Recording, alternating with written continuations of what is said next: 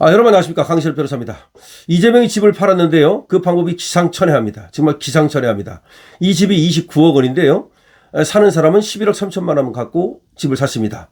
그럼 나머지 17억 7천만 원은 어디서 구했을까요?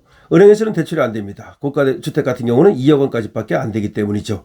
그런데 말이죠, 이재명이 집 사는 사람한테 돈을 빌려줬습니다. 집 파는 사람이 집 사는 사람한테 돈을 빌려준 겁니다. 그리고서 여기다가 근저당을 쳤습니다. 17억 7천만 원짜리 근저당입니다.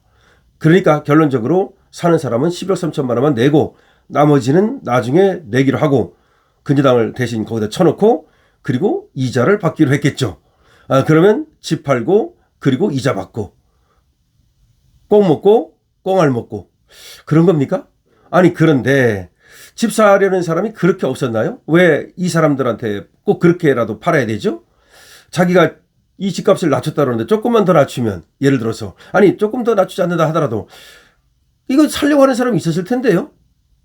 그러니까 결국 매수인을 선택했다, 이렇게 봐야 되지 않을까요?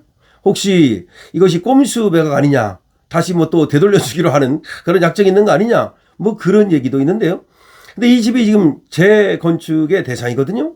그런데 말이죠, 이번에 팔지 않았으면, 등기가 지금 16일 날 넘어갔다는데 그때 넘어가지 않았으면 이게 물딱지가 된답니다. 그러니까 나중에 말이죠, 현금 청산 대상이 되는 거죠. 원래 이제 아파트 가진 사람들은 나중에 아파트로 받기를 원하잖아요. 그런데 그 자격이 안 되면 현금으로 청산되거든요. 그러니까 이번에 안 팔았으면 현금 청산 대상이 된다는 거야. 그럼 완전히 똥값되죠. 그걸 막기 위해서 그렇게라도 파는 것인지.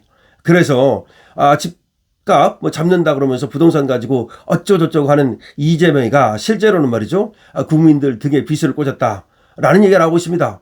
대통령이라는 자가 솔선수범을 보이지는 못할 망정 말이죠, 사금융, 매도인이 매수인한테 돈 빌려주고 집 파는, 그렇게 해도 된다라는 가이드라인을 제시한 거 아니냐라는 말까지 나오고 있습니다. 역시 뭐 이재명에게 뭘 기대하겠습니까?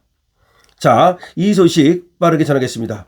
이재명이 본인 소유 아파트를 29억 원에 매각하면서 17억 7천만 원 규모 근저당권을 설정해서 그 배경에 관심이 쏠린다고 언론은 보도하고 있습니다.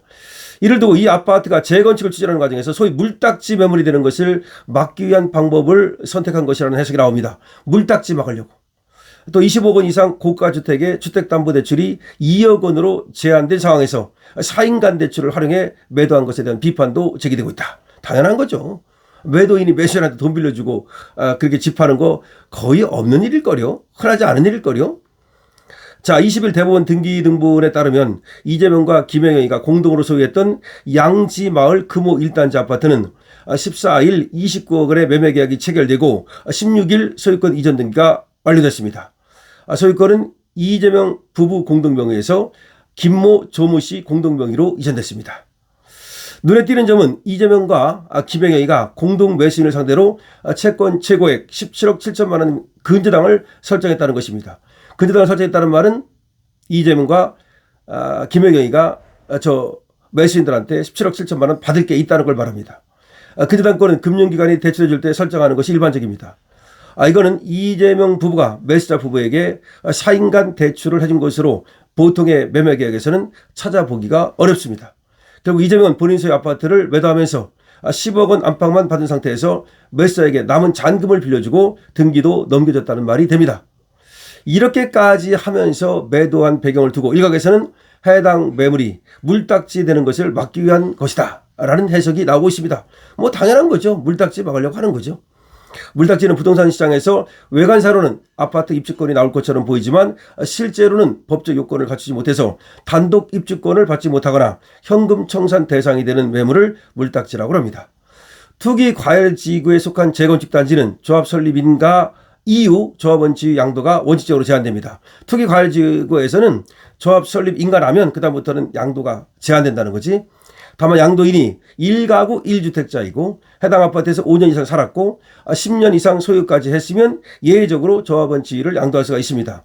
그런데 이재명은 이 집에 28년간 살았지만 김혜경이는 등기가 2018년에 됐기 때문에 그 10년 조건을 지금 지키지 못했습니다. 그렇기 때문에 이거는 물딱지가 될 우려가 있는 겁니다. 실제 양지마을은 현재 사업 시행자 지정 고시를 앞두고 있습니다. 양지 마을 신탁사는 지난달 성남시청에 고시 신청을 접수했고 이달 말쯤 고시가 될 것으로 예상이 되고 있습니다. 지정 고시가 이뤄진 이후 등기가 이전되면 해당 물건은 현금 청산을 당하게 됩니다. 지정 고시 이전 등기가 이뤄져야 매수자가 아파트 입주권을 받게 된다는 뜻입니다.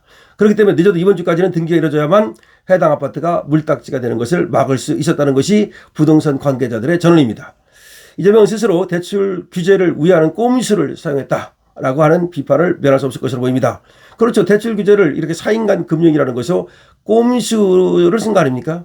지난해 6월 대출 규제 이후 수도권 주택은 매매 계약에 따라서 15억 원 이하면 6억 원까지, 15억에서 25억 원까지는 4억 원, 25억이 넘으면 2억 원까지만 주담대를 받을 수 있습니다.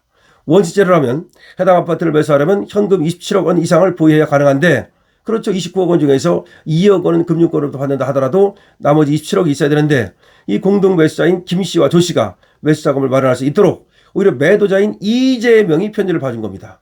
부동산업계 관계자는 이에 대해서 이렇게 말합니다. 대출 규제 이후 서울 강남권을 중심으로 이 같은 방식의 사인간 대출이 공공연하게 이루어졌다. 불법은 아니겠으나 편법으로 볼 수 있지 않겠느냐 이렇게 얘기하고 있습니다. 이에 대해서 청와대는 이렇게 말합니다. 이재명은 최근 자택 매매를 완료했으며 매매는 시세보다 낮은 29억 원에 이루어졌다. 1주택자로서 매각 의무는 없으나 부동산 정상화 정책의 실현 의지를 보여주는 조치다. 아울러 등기 내용은 매수자의 사정에 의한 것이다. 이렇게 또 발뺌을 하고 변명을 하고 나섰습니다. 하지만 국민의힘은 이재명이 매수인들을 상대로 17억 원대 근저당권을 설정한 것을 두고 내로남불이라고 강하게 비판하고 있습니다. 박성석 대변인은 이렇게 말했습니다. 매매 대금의 60%가 넘는 거액을 매도인이 직접 빌려주며 소유권부터 넘겨주는 매도인 금융이라는 기이한 꼼수 거래가 대통령이 집하는 과정에서 자행이 됐다. 매도인 금융, 기가 막힌 꼼수 거래다. 특히 국민에게는 대출을 받아서 집 사지 말라면서 가혹한 잣대를 대더니 본인은 재건축 프리미엄과 제값받기에 현안이 돼서 편법과 꼼수를 동원해서 거래를 성사시켰다. 국민을 얼마나 우습게 보고 있는지를 여실히 보여주는 내로남불의 극치다 라고 얘기를 하고 있습니다. 국민의힘 의원들도 비판대를 가세했는데요. 나경원 의원은 페이스북에다가 은행 대출이 안 되면 매도인에게 직접 사금융을 빌리라는 기막힌 가이드라인 아니냐. 조만간 조합원 지위 양도가 막혀 매물이 물딱지 대상이 되는 규제 일정을 정확히 계산하고 털어낸 것으로 보인다. 송원석 의원도 왜곡된 부동산 시장의 현실을 스스로 보여준 사례다라고 말하고 있습니다. 이재명이 부동산 대출을 막아놓고 나서는 자기가 직접 돈을 빌려주는 방식으로 매수자들에게 집을 팔았다는 겁니다. 이거야말로 꼼수 중에 꼼수다. 그런데 그 동기도 엄청나게 불순합니다. 바로 이 집이 물딱지 대상이 되는 것을 막고자 하는 그야말로 털어내기 꼼수라는 거죠. 이런 자가 대통령이라고, 이런 자가 부동산 정책을 쓴다고 하고 있습니다. 이런 자가 또 지금 주식시장에 또 사실상 개입하고 있습니다. 이런 자가 부동산, 이런 자가 주식시장에 개입하게 되면은 그야말로 어떻게 되겠습니까? 믿지 못합니다. 그야말로 절대 믿을 수 없는 인간 중에 하나가 바로 이재명이라 할 것인데 이번에도 말이죠. 부동산 자기 거 파는 거 보면서 저렇게 꼼수 거래를 하는 걸 보면서 국민들은 이재명에 대해서 불씨를 더 키울 수밖에 없을 것입니다. 자, 부동산뿐이 아닙니다. 주식시장 지금 날아가고 있습니다. ETF 만들어가지고 삼성전자 닉스 ETF 때문에 수많은 국민이 지금 작살나고 있습니다. 아작나고 있습니다. 국민의힘 의원마저도 말이죠. 자기가 ETF 이후에 2억을 잃었다고 지금 고백하고 있습니다. 그러면 그 사람뿐이겠습니까? 그리고 말이죠. 우리 청년들 그 ETF로 돈 좀 불리려고 돈 1,000만 원씩 2,000만 원씩 넣었다가 저보다 깡통나게 생겼습니다. 자, 결국 이재명은 아이고 그런 얘기를 했었죠. 내가 박근혜 대통령을 존경하는 줄 알았더니 존경한다 그랬더니 진짜 존경하는 줄 알더라. 이재명이 하는 말 내가 말이죠. 부동산 그 대출 규제한다 그랬더니 진짜 규제하는 줄 알더라. 그렇죠. 저자는 말이죠. 부동산 대출 규제한다고 하는 그래서는 자기가 대출을 해주지 않았습니까? 그럼 부동산 대출을 규제한 이유가 저렇게 사금융을 하기 위한 것인가요? 혹시 그러니까 저 17억 7천만 원 빌려주고 이자를 고리대금업으로 받으려고 그런 거 아닌가요? 별 의심이 다 드는 것은 너무나 당연한 얘기 아니겠습니까?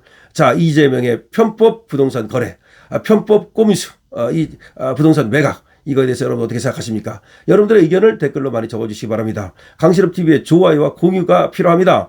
여러분들께서 댓글 많이 써주시고 222분 응원해 주시고 그리고 공유해 주시고 그렇게 하면 강실업TV가 더 많은 사람들에게 알려지면서 그야말로 본분의 역할을 다할 수가 있습니다. 강실업TV입니다.